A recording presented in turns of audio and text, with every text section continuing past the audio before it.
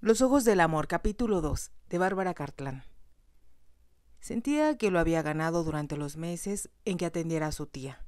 Sin embargo, no habría en el castillo, pensó con tristeza, nadie que la viera con los elegantes atuendos para cenar que había comprado.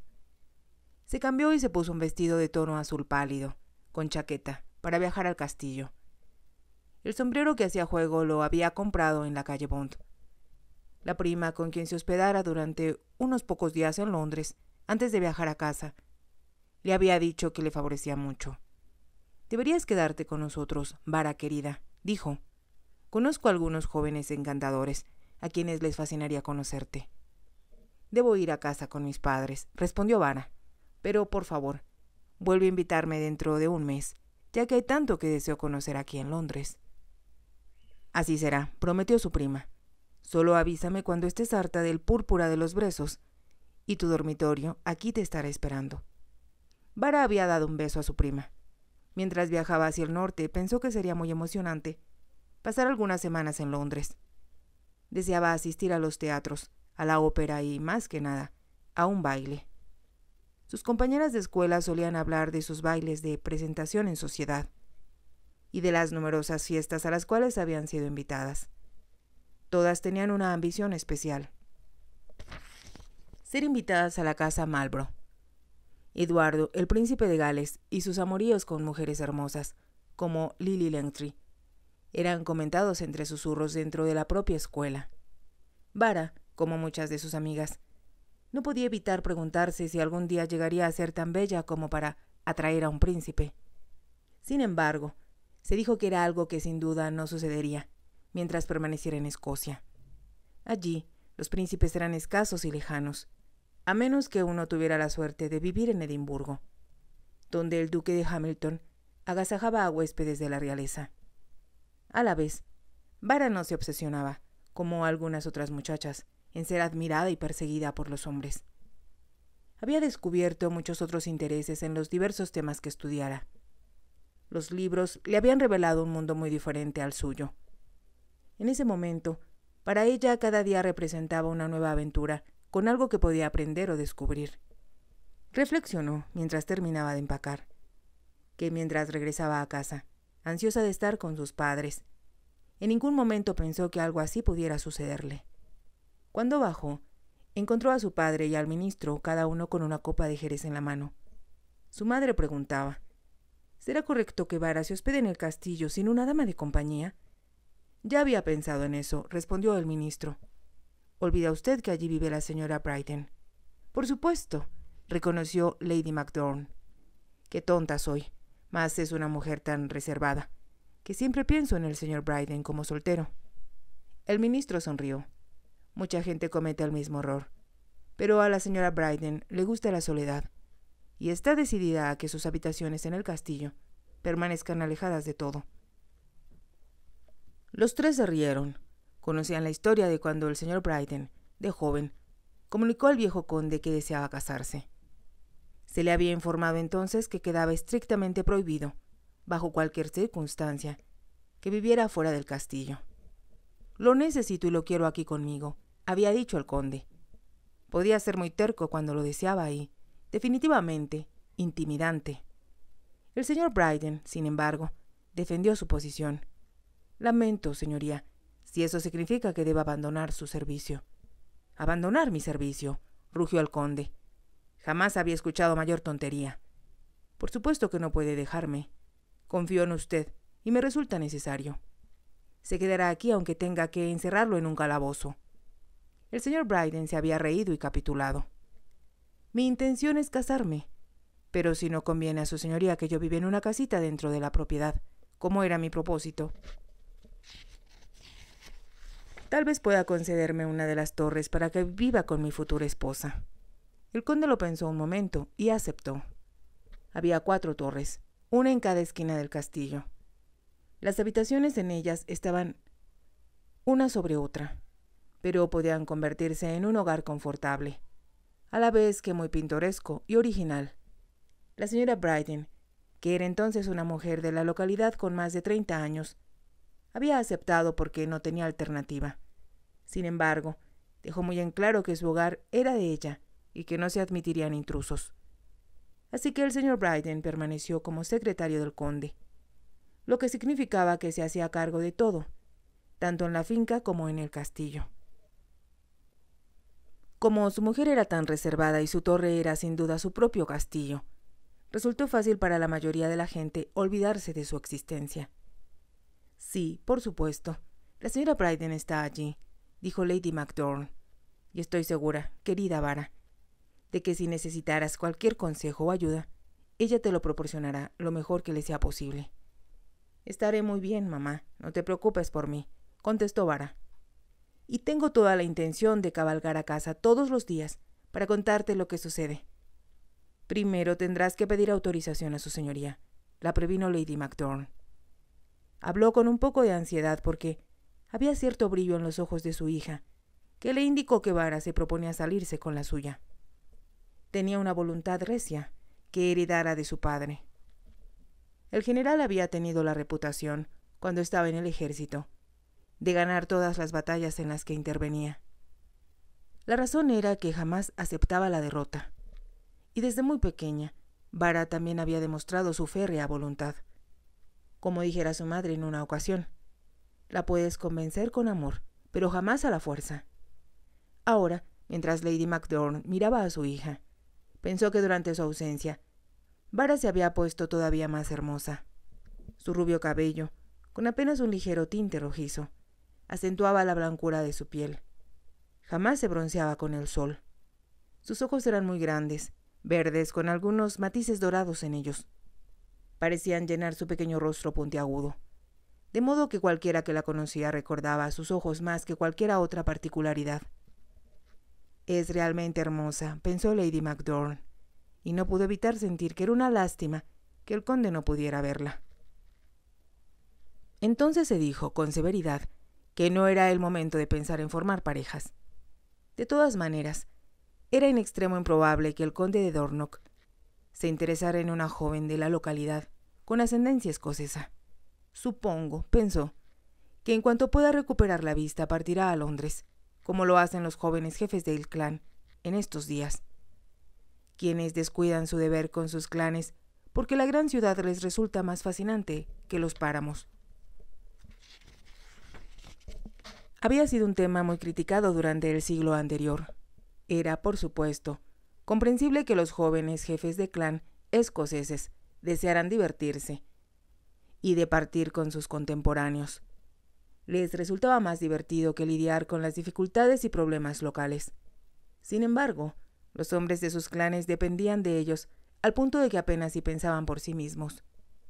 Vara sabía bien cuán ansiosos habían estado los Macdorn por tener un nuevo jefe del clan, y qué desilusionados debían sentirse ahora.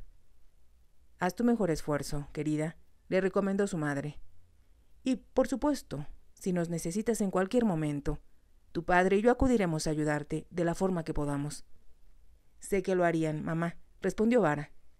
«Pero si el conde piensa que mi acento inglés no es lo bastante aceptable para él, tal vez esté de regreso en casa mañana temprano».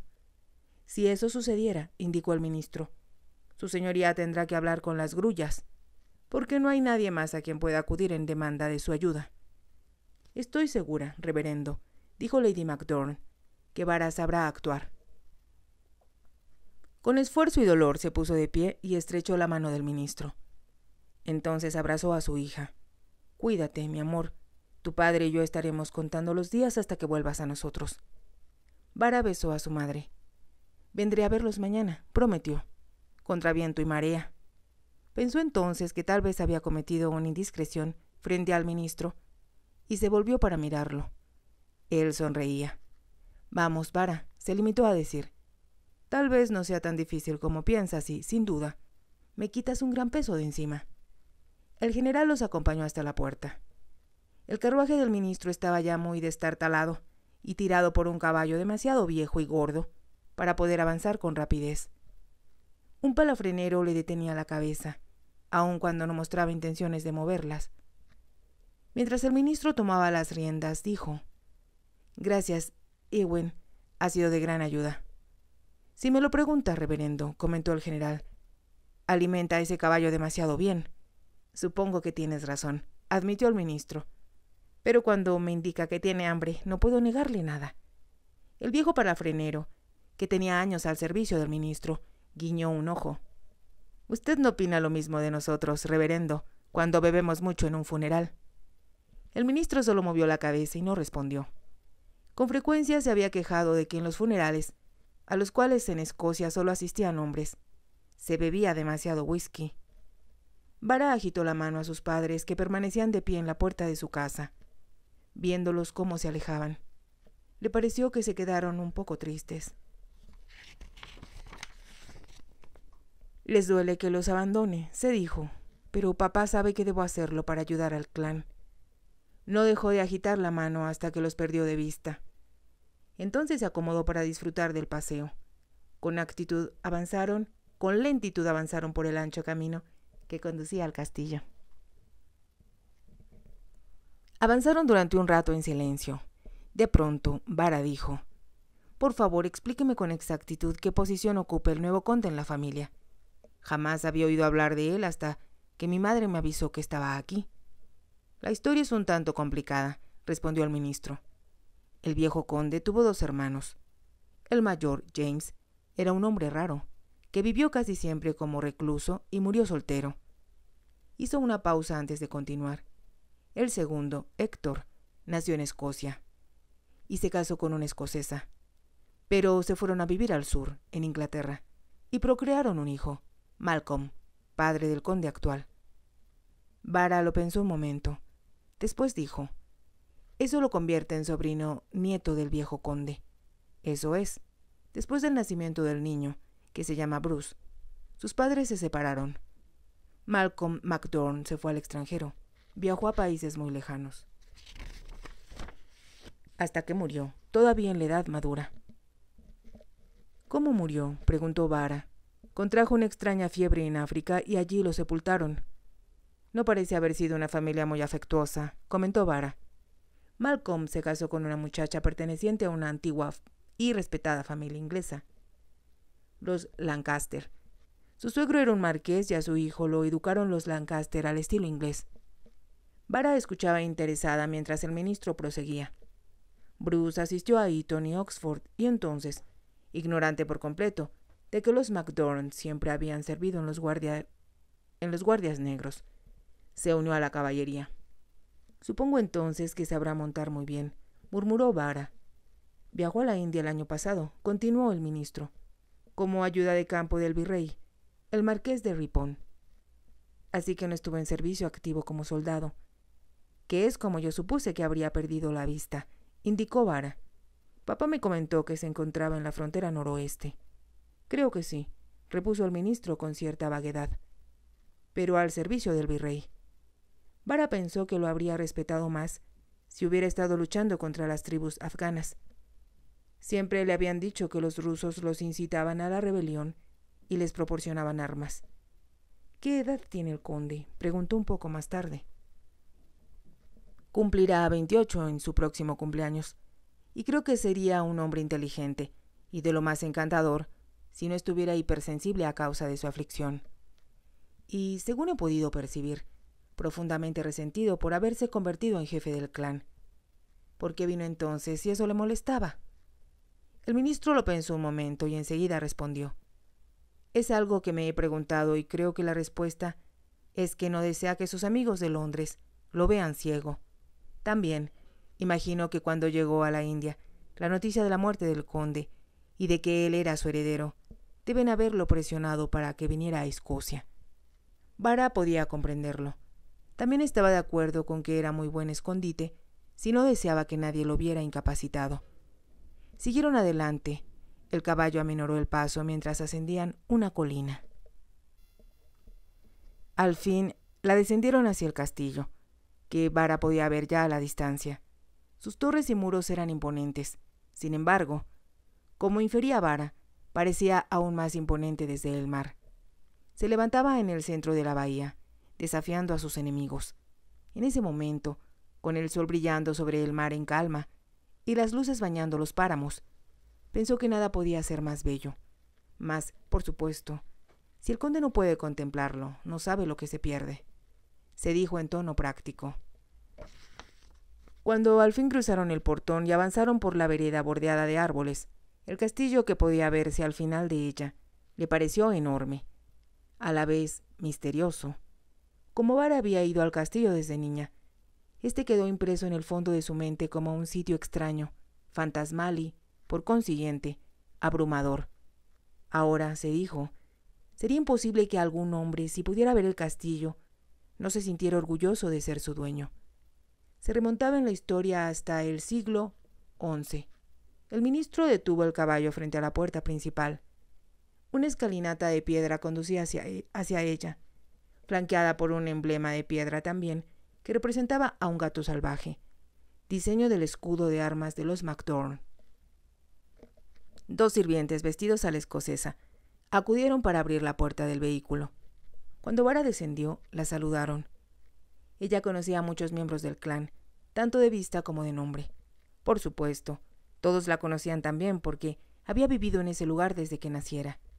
«¿Cómo está su señoría?», preguntó el ministro al reunirse con Vara en la escalinata. «Se encuentra en el salón del jefe del clan, reverendo», respondió uno de los lacayos. Habló con pronunciado acento escocés. Vara pensó que podía comprender que al conde le resultara difícil entenderlos. Un gran número de los MacDorn todavía hablaban galés. Supuso que eso sería una barrera aún mayor. Cruzaron el vestíbulo y subieron por la amplia escalinata. Como en todos los castillos escoceses, las habitaciones principales se ubicaban en el primer piso. Vara sabía que la mayoría de ellas daban hacia el jardín, que se extendía abajo. Más atrás podía verse una franja de tierra que se prolongaba hasta la playa. Cuando llegaron arriba, el lacayo, que los precediera, abrió la puerta del salón del jefe del clan. Era un lugar bastante atractivo que Vara conocía muy bien. Uno de sus muros estaba repleto de libros, y todo alrededor de las paredes, justo abajo del techo, estaban colgados los cuernos de ciervos. Habían sido cazados por todos los sucesivos condes, y cada uno era un ciervo real. Sobre la enorme chimenea aparecía un retrato del 8º conde, que había sido muy apuesto, además de ser el hombre más importante de Escocia. Cada conde había sido pintado en vida. Miraban hacia su descendiente en turno, que estaba sentado en un sillón de respaldo alto, a un lado de la chimenea. El ministro y Vara caminaron hacia él. Vara notó entonces que estaba vestido con ropa inglesa y no, como todo mundo habría esperado, a la usanza escocesa. Eso, cuando menos, sabía Vara.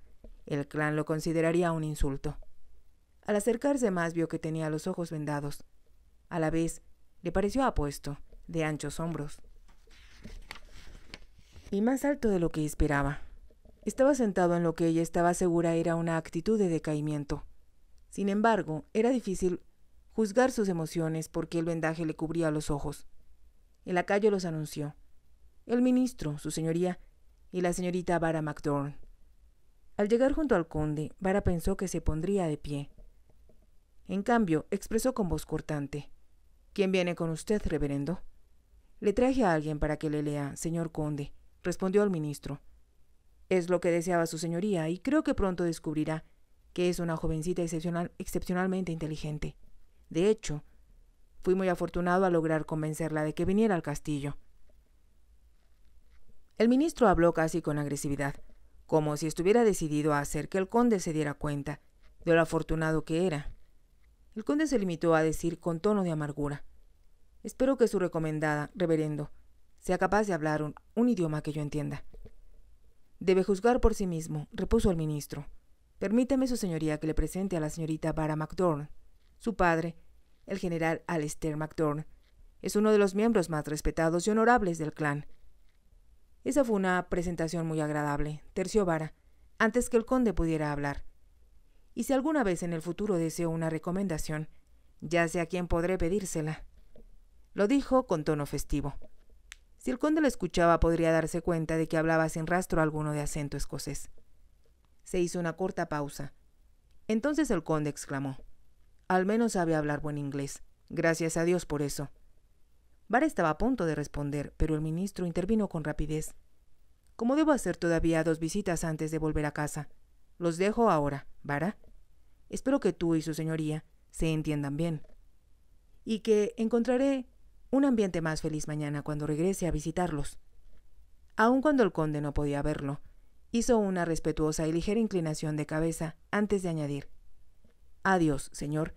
Estoy seguro de que se sentirá en extremo agradecido con la señorita McDorn por aceptar venir en cuanto se lo propuso. Pero ella sabe lo importante que es para usted ser feliz en su nueva posición». Al terminar de hablar se retiró. El conde no respondió y Vara se sentó frente a él. «Tendrá que decirme, su señoría», dijo con voz suave y amable, «lo que necesita y lo que le interesa exactamente». Hizo una pausa durante un momento y enseguida prosiguió: «Supongo que sabe que los periódicos que vienen del sur algunas veces se retrasan, pero los de Edimburgo llegan al día siguiente de su publicación». «Nada me sorprendería en este lugar», le espetó el conde, aun cuando, por supuesto, había oído hablar del castillo en esta aislada parte de Escocia. Nunca crucé antes la frontera. Entonces, desde luego, es su destino estar aquí, y ser de vital importancia en este momento en particular. Si te ha gustado, te invito a que te suscribas, a que me regales un me gusta y actives la campanita para que puedas seguir escuchando esta historia. Gracias.